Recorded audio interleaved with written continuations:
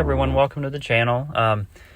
This is Brian. I'm gonna talk about the great morning routine, as well as routines of successful individuals. Before I started researching the morning routines of successful people, I created a short list of kind of what I thought was important to do each morning to promote success. So here's the list. Number 1, make your own bed. Number 2, write down your goals for the day or what you would like to accomplish, or can do that the night before. Number 3, keep a journal or a way to record your growth and successes.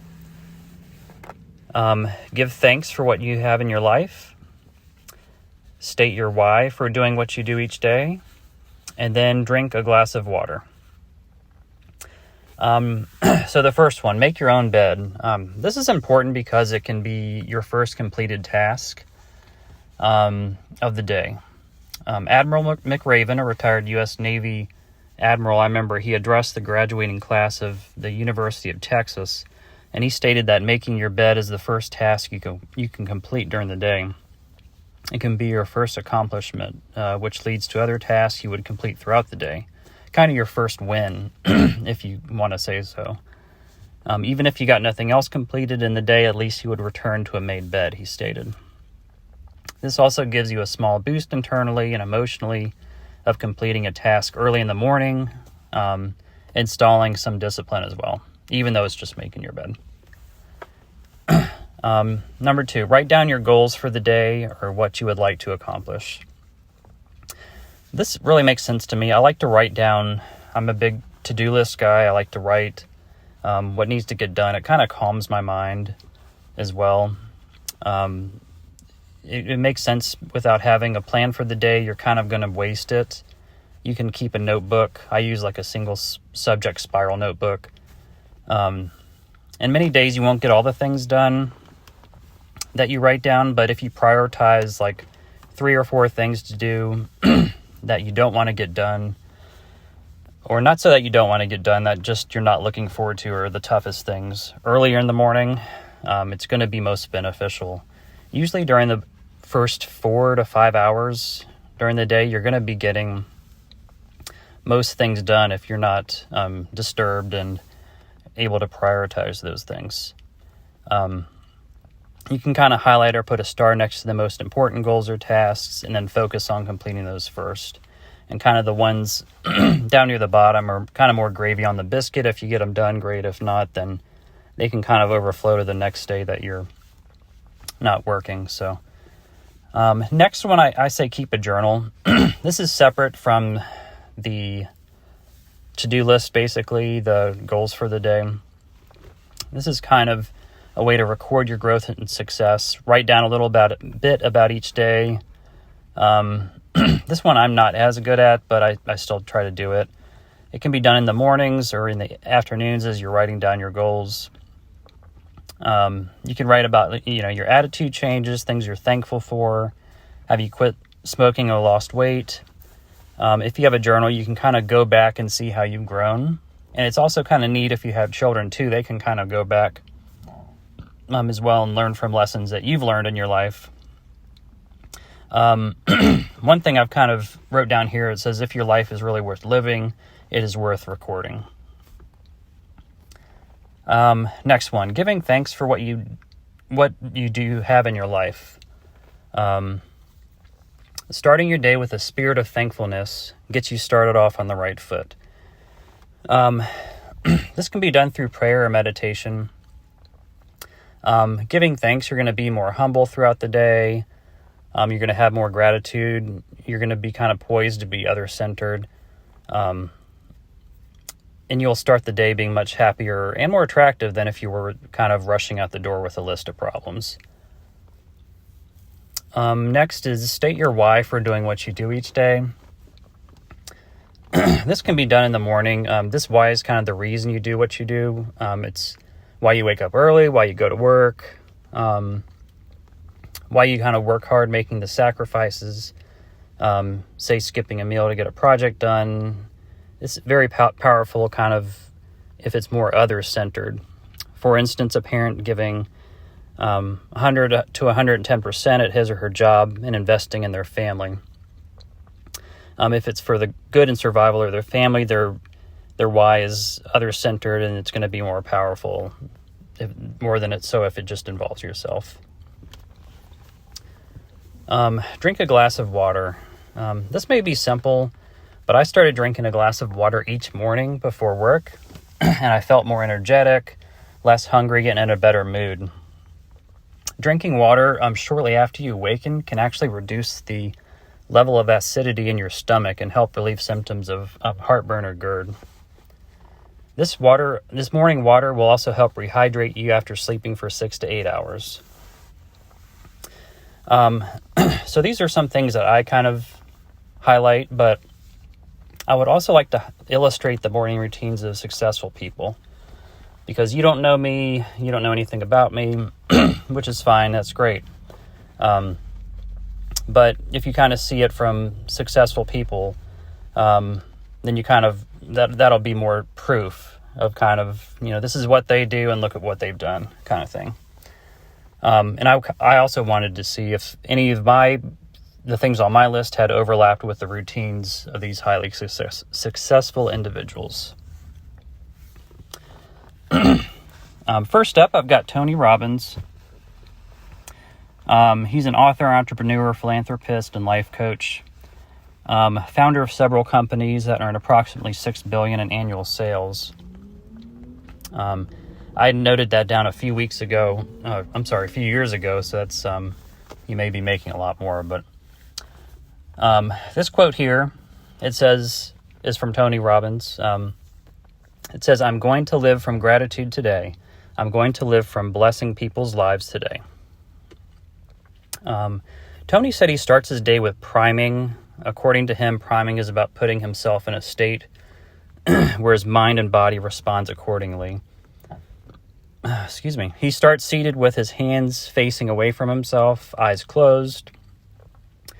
He extended his hands up towards the sky, breathing in, then bringing them down quickly to his shoulders, breathing out through his nose.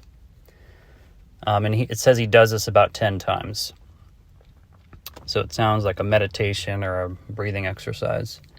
He then places his hands on his knees, palms up, eyes closed, relaxing. He then thinks about a time or event in his life that he feels very grateful for. He does his best to remember it, then thinks about stepping into it as if he were there at that moment. That's pretty neat. So he kind of will put himself in that moment to remind himself that he's grateful and to kind of move on with the day. He describes it as stepping into your body at that time and seeing it through your own eyes and experiencing all the senses from that time, maximizing the sense of appreciation, enjoyment, and gratitude. He's saying with his eyes remaining closed, he focuses on 3 things that he would like to accomplish. Okay, so this is getting into the goals of the day. Experiencing this with his eyes closed, he said he starts his day with this exercise so that he may master his internal world to give him a base to work from before he takes on the external world. So kind of just a fancy way of saying he kind of thinks about it in his head and visualizes it before he, does it. This is kind of something that we would do in sports too. You kind of visualize what you're going to do beforehand. And it makes it that easier because your brain has kind of gone through it already. And then your body kind of just follows up afterwards. Next we got Benjamin Franklin. He was the American Renaissance man and one of the founding fathers of the United States. Author, printer, politician, Freemason, scientist, inventor, civic activist, statesman, and diplomat. This quote from Benjamin Franklin says, "Early to bed and early to rise makes a man healthy, wealthy, and wise." He does back up his early to rise in the quote above. If you can see here, looking at his daily schedule, it looks like he woke up at 5 a.m. Under morning, it was written the question, "What good shall I do this day?" Rise, wash, and address powerful goodness. Contrive day's business and take the resolution of the day. Prosecute the present, study, and eat breakfast. Franklin outlined a plan to achieve moral perfection. This was a 13-week plan. Each week would be devoted to one of his virtues. His thought would be that if he could track his offenses against these virtues and maintain his adherence to one virtue a week, he would create a habit of each virtue, then move on to the next week. That's pretty neat. So he's kind of trying to master these virtues over the 13-week plan. One habit that Franklin exposed in one of his letters was that each morning before he would dress for the day, an hour and a half, or half hour, and he would read or write. The interesting part, I think, is that he then said he would go back to bed and sleep for a few more hours. And it said it was the most pleasing sleep that can be imagined. So that's interesting. I guess if he's waking up at 5 a.m., the rising to read or write explained above must be quite early then. Possibly the calmness and quietness of the rest and sleep can help you divulge on paper some very thoughtful and meaningful insights in your life, which can help you and others. Franklin, he ended his day with taking time to reflect on his day and ask the questions, what good have I done today? See, I like that because you're kind of looking at your day, you're reviewing it and saying, okay, how did it go today? Rather than just kind of falling off to the internet. So in that way, you can kind of modify the next day and just, keep becoming better in your eyes. So I think this may be difficult for many people to do because instead of taking time to reflect, many people want to use that time on their phones or things like that.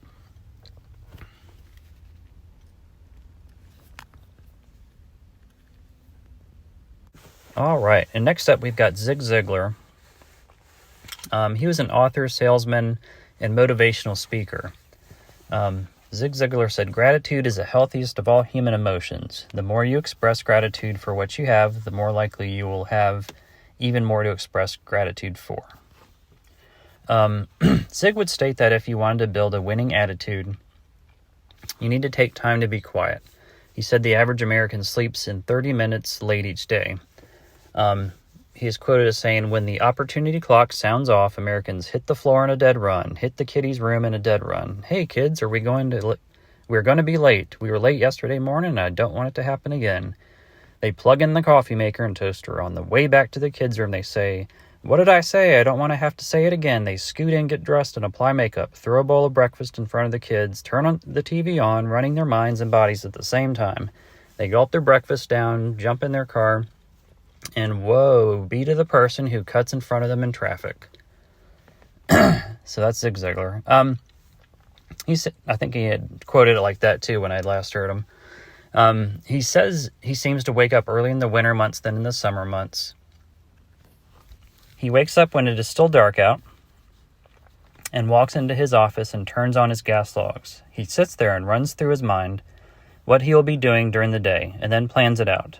He states when he starts his day like this, he has the most exciting day.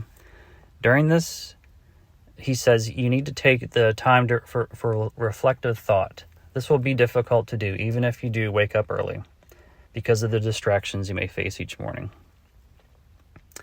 So, one recommendation Zig makes is when you take quiet, reflective walks in the morning, that's helpful for him. Reflecting on his quote above, Zig is recommending starting the day with gratitude and positive thinking. He championed positive self-talk to get you started on the right track and to keep you going throughout the day. If you ever watched his videos, you can look him up on YouTube, but he would definitely try to psych his audiences up in the 90s and 80s and just he would try to psych yourself up so you can go in and start the day right. He shared a story of a woman at one of his conferences who spoke with him after a talk who said she did not like her job. In fact, she hated it.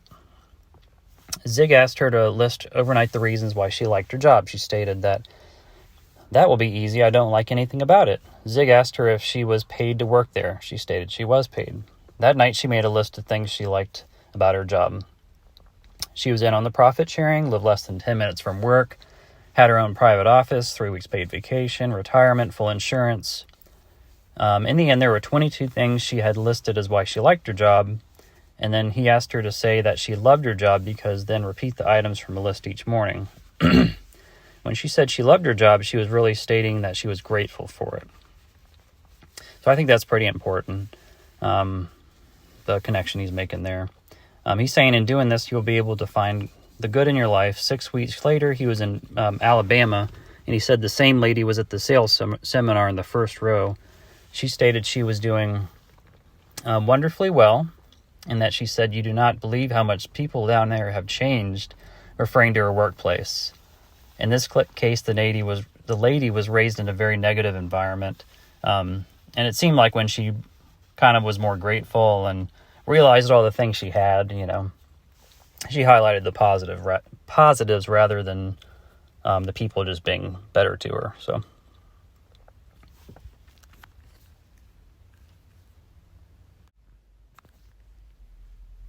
All right, next up we have Fred Rogers, also known as Mr. Rogers. He said, "There's one thing that evil cannot stand, that is forgiveness." Each morning, Mr. Rogers wakes up at 5 a.m., prays for friends and family, studies, writes, makes phone calls, responds to fans, and goes for a swim, then starts the day. So it seems like he does it quite a bit before he even starts his day, apparently. Each morning, he says he wakes up by 5 a.m., has a couple hours of quiet time, reflects about what it is that is important before I go swimming, then the business of the day.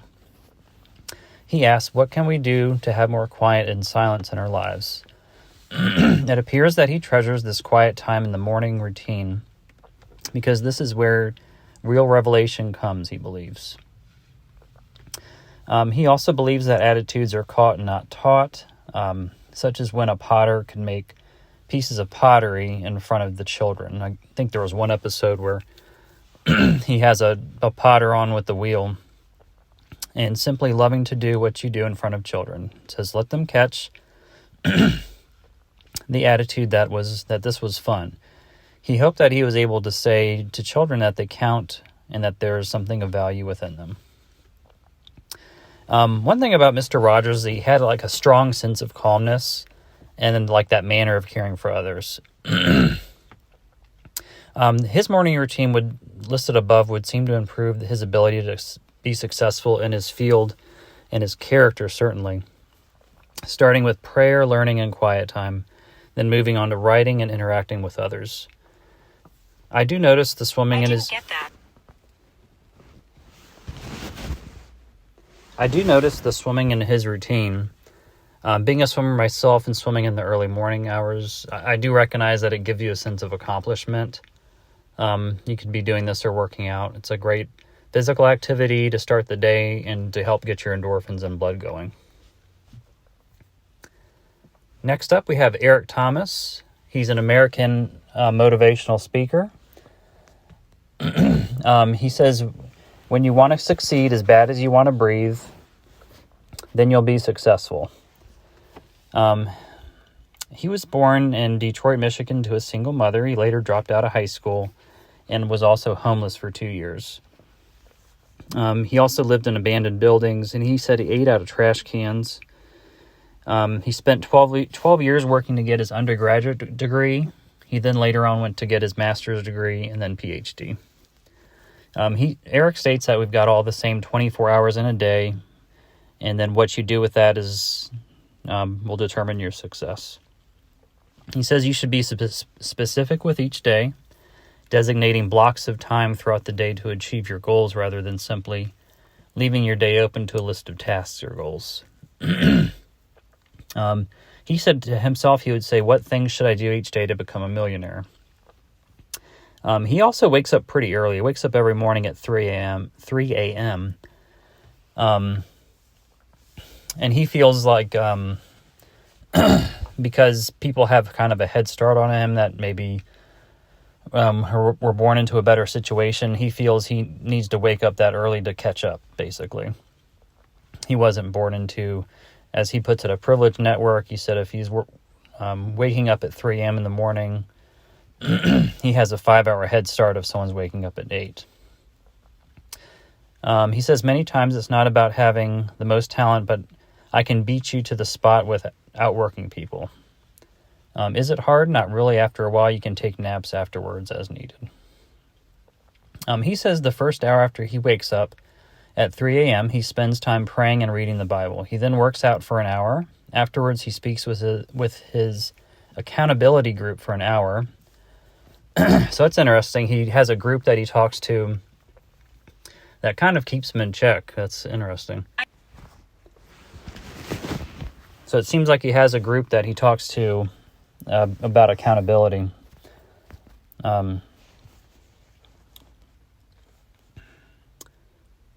And he also says he will be busy during a certain time for at least 2 to 4 hours of solitude to give his work 120%. He says innovation is rewarded, execution is worshipped. This is why we need an accountability group. Let's see. He then brings up the thought of sticking to your routine and executing because of the importance to others in your life. If I don't execute, how is that going to affect my friends and family? How is that going to affect Christmas? What is going to happen when my kids get to college? Imagine if I wasn't an executor when my wife had 7 lesions on her brain. My wife does not have to work because I executed, he says. Next up is Tim Ferriss. He's an American author, entrepreneur, and public speaker. The following routine steps he follows in the morning. Get out of bed within 2 minutes of his alarm going off. Immediately make his bed. Sit down and meditate for 10 to 20 minutes. Take a cold shower. Drink black tea with turmeric and ginger. And write in a monkey mind journal listing whatever is in your mind. It seems like that's just to clear his mind. I think this is interesting. He says in his separate diary, he writes 3 things he's grateful for. What could make today great? 3 points of daily affirmation. And then a nighttime recap of 3 things which happened today, which were good or great. He emphasizes the practice of freehand journaling. You take your worries in mind, you can hash them out on paper before you start your day. He says if you can win the morning, you more than will likely win the day.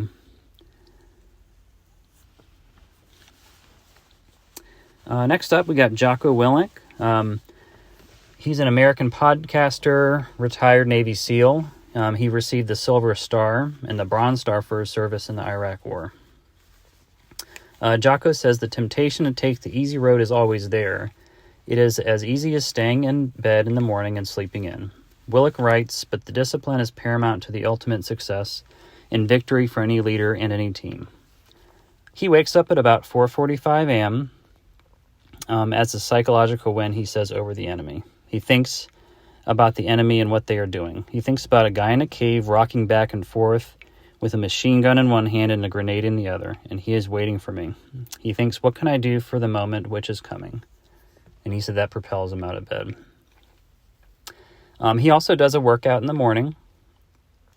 I think I've seen him on he'll post on Instagram too, like his watch picture and what time he'll get up. Kind of his inspiration. He then starts emails and client conversations. He eats breakfast at 10 or 11 a.m. and lunch later in the day. Successful people, he states, are those that bring light into darkness. In his line of work, he had seen much death and darkness and believed the successful people made sacrifices that were selfless. He says the moment the alarm goes off is the first test. It sets the tone for the rest of the day. The test is not a complex one. When the alarm goes off, do you get up out of bed, or do you lie there in comfort and fall back asleep? If you have the discipline to get out of bed, you win. You pass the test. And he had SEAL team training too, so I think this helped him with getting up and everything like that. In conclusion and review, I did see some of these bulleted points, which I suggested in the beginning. Make your own bed, write down your goals for the day, keep a journal, give thanks for what you have in your life, state your why for doing what you do, drink a glass of water. So, you may have to set your alarm a little bit earlier, but I think it's helpful to try to incorporate some of these things that these successful people did to have a great morning routine. attempting to create your own wake-up morning routine is essential for you to be consistently connecting with others. Reaching your daily goals, reaching these goals will give you a sense of accomplishment and allow us to create more fulfilling experiences for ourselves and for our families to be remembered.